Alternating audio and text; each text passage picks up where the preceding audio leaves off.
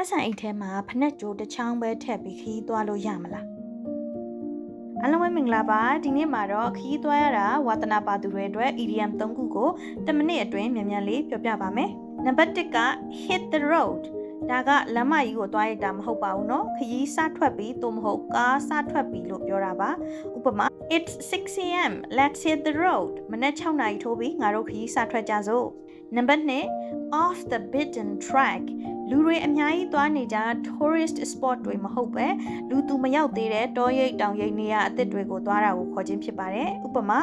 I love finding places that are off the beaten track နံပါတ်3က on a shoestring ဒါကတော့ဘတ်ဂျက်အများကြီးမသုံးပဲပတ်စံအနည်းငယ်နဲ့ခွဲတန်းချပြီးတော့ခီးသွားတာကိုခေါ်တာပါဥပမာ we traveled across Asia on a shoestring ငါတို့အာရှတခွင်ကိုပတ်စံအနည်းငယ်နဲ့ပဲချိုးချံချွေတာပြီးတော့ပတ်ခဲ့တာပါလို့ပြောတာဖြစ်ပါတယ် bonus အနေနဲ့ခရီးသွားရတာအရန်ဝတ္တနာပါတဲ့သူကို wanderlust ရှိတယ်လို့ခေါ်ပါတယ် Okay ဒီနေ့မျှဝေပေးသွားတဲ့စကားလုံးသုံးလုံးတွေက on a shoestring ဆိုတာဘယ်ကလာတာလဲသိပါသလားဒီစာလုံးလေးကတော့16ရာစုတုန်းကအကျဉ်းထောင်တွေမှာအကျဉ်းသားတွေက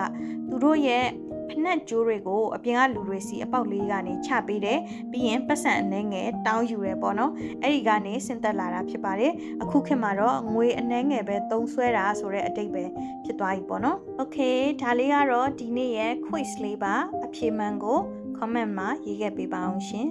နောက်ထပ်သင်ခန်းစာအသစ်တွေမှာထပ်ဆုံကြပါသေးတယ် Stay sharp bye bye Subscribe to my channel for more English lessons.